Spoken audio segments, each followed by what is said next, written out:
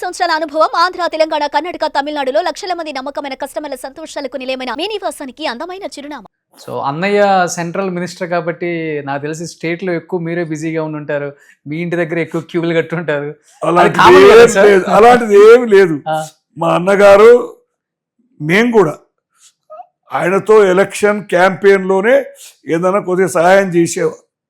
మిగతా రోజుల్లో ఆయనకు అసిస్ట్ కానీ మా అవసరం కానీ మేము చేయలేదు, ఆయనకు అవసరం పడలేదు. ఓకే, మనం చేయనక్కర్లేదు, ఆటోమేటిక్ వచ్చేస్తుంది అది. అంటే అట్లనే మాకు అవసరం ఎందుకు రాలేదంటే చేయాల్సింది మాకు ఆయనకు తెలిసిన వాళ్ళు ఒకటే కదండి. అవును, మా దగ్గర బదులు ఆయన దగ్గరికే వెళ్ళేవారు కదా.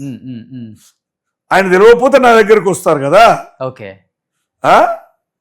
ఆయన ఎప్పుడూ ప్రజలకు యాక్సెసిబుల్గా ఫ్రీగా అవైలబుల్ ఉండేవారు. ఓకే, కాబట్టి ఆయన దగ్గర తీసుకుపోమ్మని కానీ మా అన్నగారు చాలా వరకు రోడ్డు మీద పోయే వాళ్ళు వస్తే కూడా ఏదైనా సమస్య చెప్తే ఎప్పుడో కన్సర్న్ ఆఫీసర్కి ఫోన్ చేసి ఏంది ఇలా ఇబ్బంది పెడుతున్నామని అడిగేవారు. అట్లా కాబట్టి రోడ్డున పోయే వాళ్ళు కూడా పోయి అడిగేవాళ్ళు. జయపాలుడి పేరు వినగానే చూడగానే బోర్డు పేరు తెలుసుకోగానే. కాబట్టి మా వరకు ఎప్పుడు ఆ ప్రాబ్లం సమస్యలు రాలేదు. సో అంత సక్సెస్ఫుల్ పొలిటీషియన్ గా ఉన్నారు కదా అన్న, ఎలాంటి పెద్ద పెద్ద బిజినెస్ లైన్ చేసుకునే అంత అవకాశం కూడా ఉంది మీకు. అవన్నీ వద్దనుకున్నారా, లేకపోతే ఇష్టం లేదా? రేపటి రోజున ఆలోచన చేశాడు ఇలా చేశాడు అని కాలమాత్యం ఏముండండి, అలాంటి ఆలోచనలే మాకు రాలేదు.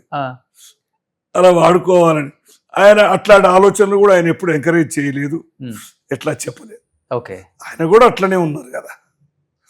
ఏది ఇటు వ్యాపారము ఇటు వివాదాలకు అతీతంగా, అంటే ఏదన్నా నిజాయితీగా చేసుకునే బిజినెస్లే కదా.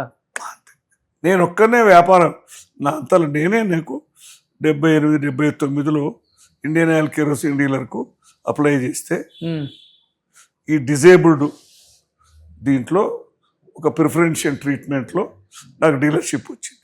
ఓకే, నేను దాంట్లోనే మునిగిపోయాను. ఓకే, వ్యాపారం రోల్ ఏముంటుంది సార్ దానికి? అంటే మా బిజినెస్ ఏంటంటే హోల్సేల్ డీలర్ అంటారు. Okay, company distributors. మేము ప్రభుత్వ రేషన్ షాపులకు కిరోసిన్ పంపుతారు. అది ఓకే, రకరకాల బండి కానీ ట్యాంకర్ కానీ వాళ్ళ కోటా ఉంటుంది. వాళ్ళకు ఉండే కార్డులను బట్టి కార్డుకి ఎంత కోటా, తెల్ల కార్డుకి ఎంత, ఎర్ర కార్డుకి ఎంత. అప్పుడు రామారావు గారు వచ్చినప్పుడు కానీ తర్వాత కానీ కిరోసిన్ కానీ బియ్యం కానీ పకడ్బందీ ఈ సివిల్ సప్లైస్ వ్యవస్థ ఉంది కదా, దాంట్లో మేము కూడా భాగస్వామి. ఓకే, సో నాకు బాగా గుర్తున్నప్పుడే ఏదో 5 రూపీస్ 6 రూపీస్ లీటరు. మీరు చేసినప్పుడు అసలు ఎంత ఉంటుంది అసలుకి? 270 280 నుంచి 3 రూపీసే చాలా రోజులు ఉండేది.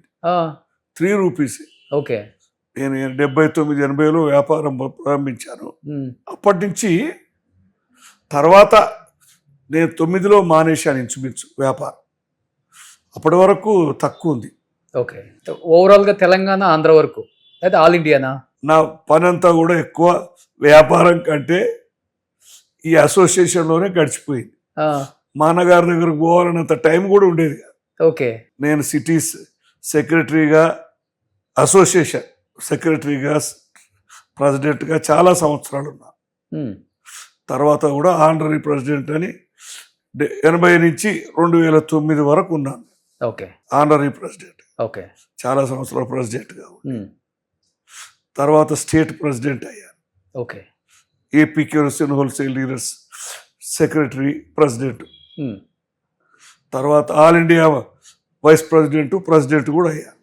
ఒక 7 సంవత్సరాలు ఆల్ ఇండియా కెరోసిన్ డీలర్స్ ప్రెసిడెంట్గా ఉన్నాను. ఈ గవర్నమెంట్లు మారినప్పుడు ఎటువంటి ఇబ్బందులు లేవా మీకు? డెఫినెట్గా చేంజ్ అవుతుంటుంది. ఇది పెద్ద ఎత్తున చెప్పాలంటే బిజినెస్లు తెలియనంత డబ్బు కూడా చేసుకోవచ్చు అని చెప్పేసి అంటుంటారు కదా.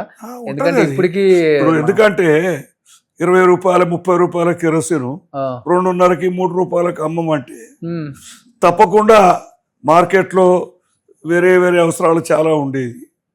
వాటన్నిటికీ దాన్ని నిలబట్టి తట్టుకొని నిజాయితీగా ఉండాలంటే మాకు కానీ మా స్టాఫ్కి కానీ ఇబ్బందిగా ఉండేది. ఇక తప్పకుండా మరి ప్రతి వ్యాపారంలో కొన్ని తప్పుడు వాళ్ళు ఉంటారు. అందరితో పాటు మమ్మల్ని కూడా ఇలా అంతా ముద్ర ఉండేది కొంత ఉండేది. కెరోసిన్ వ్యాపారానికి. అది ఏ వ్యాపారంలో అయినా అది కామనే కదా సార్. కానీ నెట్టుకొని రావాలి. నేను ప్రెసిడెంట్గా ఎన్నోసార్లు అధికారులతో కానీ ప్రభుత్వ మంత్రులతో కానీ ముఖ్యమంత్రులతో కానీ చాలాసార్లు మా కేసుల గురించి, కమిషన్ల గురించి, రవాణా ఛార్జీల గురించి ఎన్నో పోరాటాలు, చర్చలు చేశాం. ఓకే. వాళ్ళు అంటుంటారు మీ దాంట్లో మమ్మల్ని ఫస్ట్ పోగానే డౌన్ చేస్తారు, మీ దాంట్లో అంతా కల్తీ అది ఇది అని. తప్పుడు వ్యాపారం పట్టుకుంటూనే ఉన్నారు కదా సార్. ఏదో కొంతమందిని పట్టుకొని అందరి మీద అభాండాలు వేయడం న్యాయం కాదు. ఓకే. ప్లస్ ప్రతి రంగంలో బ్లాక్ షీప్ ఉంటుంది. మా దాంట్లో కూడా ఉన్నారు, లేరని కాదు. కానీ వాళ్ళు ఎవరో మాకు తెలియదు. ఓకే. వాళ్ళు ఒక మాట అనేవాళ్ళు, దాంట్లో తప్పుడు వ్యాపారాలు చేసేవాళ్ళు మేము పట్టేయాలి కదా అని. మాకేంటి తెలుస్తుంది? మా వ్యాపారంలో మేము మునిగి ఉన్నాము. మా స్టాఫ్ని మేము కంట్రోల్ చేయడంలోనే మాకు ఇబ్బంది ఉంది. ఒకసారి ఒక కమిషనర్కి చెప్పారు, 30 రూపాయల కిరోసిన్ 3 రూపాయలకు అమ్మాలంటే ఎంత ఇబ్బంది మీరు అర్థం చేసుకోండి. ఆ మేడం ఉండే కమిషనర్ పేరు కానీ ఆమె చెప్తుంది, ఈ డిపార్ట్మెంట్ అంతా కరప్ట్ ఉంది, చాలా ఇబ్బందిగా ఉంది నాకు. ఆమె చాలా మంచి హానెస్ట్ ఆఫీసర్. కరప్షన్ అనేది ఇప్పుడు బాగా గట్టిగా వినపడుతుంది అంటారా? లేకపోతే మీరున్న రోజుల్లో మీరు చూసిన నాయకులు, మీరు చూసిన చీఫ్ మినిస్టర్స్, మీరు చూసిన గొప్ప గొప్ప కేంద్ర మంత్రులు, మేము ఇప్పుడు చెప్పుకునే గొప్ప వాళ్ళు కూడా మొదట్లోకి ఇప్పటికీ రకరకాల కరప్షన్లు అండి. ఇప్పుడు ఒక వ్యాపారస్తుడు చేసినా చేయకపోయినా కొన్ని మామూలు ఇవ్వాలి. చేసిన వాడు ఇస్తాడు కదా, చేసిన వాడు గుట్టు బయటపడకుండా వాడు ఇచ్చేవాడు. ఓకే. వీడికి తెలియదు అందరు చేస్తారో చెయ్యరో, కానీ అందరినీ వేధిస్తాడు కదా. అట్లా కరప్షన్ అంటే ఆ విధంగా. ఇక రాజకీయం అంటే అప్పటికిప్పటికి చాలా డబ్బులతో మొదలు మా అన్నగారు పోటీ చేశారనుకోండి, ఇప్పుడు చాలా తక్కువ ఖర్చు అయ్యేది. ప్రజలు స్వచ్ఛందంగా వాళ్ళు నచ్చిన నాయకునికి ఓట్లేసేవాళ్ళు. అప్పటికి ఇప్పటికి మధ్యలో పరిస్థితులు మారిపోయాయి. ఎంత అయ్యేది అప్పుడు? ఇప్పుడు అన్నగారు అన్ని సార్లు ఎమ్మెల్యే చేశారు కదా, అంచనాలు చెప్పలేం. కానీ 69లో మొదలుపడినప్పుడు మా ఇంటి నుంచి 20-30 వేలు ఖర్చు అయింది. అంతే. మిగతా అంతా గోడల మీద రాయాలన్నా, పోల్ చిట్టీలు పంచాలన్నా అంతా ప్రజలే స్వచ్ఛందంగా చేసేవారు. ఓకే. ఆ ఖర్చు కూడాను జీపు కిరాయి ఉంటే, డ్రైవర్ భత్త, డీజిల్, పెట్రోల్, అంతే. ప్రజలు అడిగేవాళ్ళు కాదు కదండి. 30,000కి ఎమ్మెల్యే అయిపోయారు అన్న ఫస్ట్. 25-30 వేలు.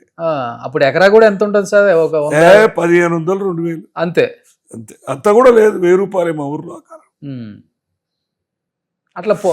అట్లా పొలాలు అమ్మాల్సి వచ్చిన పరిస్థితి వచ్చింది అప్పుడు. అది చెప్పలేం కానీ కొంత తర్వాత జరిగింది. కానీ మీరెంతో సపోర్ట్ ఉండబట్టే కదా. ఉమ్మడి కుటుంబం. పెళ్లిళ్ళ తర్వాత సహజంగా వివాహాల తర్వాత ఎవరికి వాళ్ళు, నేను హైదరాబాద్లో ఉండేది, మేము ఊర్లో ఉండేది, నేను మా యంగర్ బ్రదరు. ఆయన పెళ్లి కూడా అయిన తర్వాత నేను వ్యాపారం నిమిత్తం హైదరాబాద్ వచ్చాను. ఆయన కొన్ని రోజులు ఊర్లో ఉన్నారు. తర్వాత ఆయన హైదరాబాద్ వచ్చారు. వచ్చినప్పుడు సహజంగా సెపరేట్గా ఉన్నాం. ఓకే. సుమన్ టీవీలో మీ పర్సనల్ అండ్ బిజినెస్ ప్రమోషన్స్ కోసం కింది నెంబర్కి కాంటాక్ట్ చేయండి.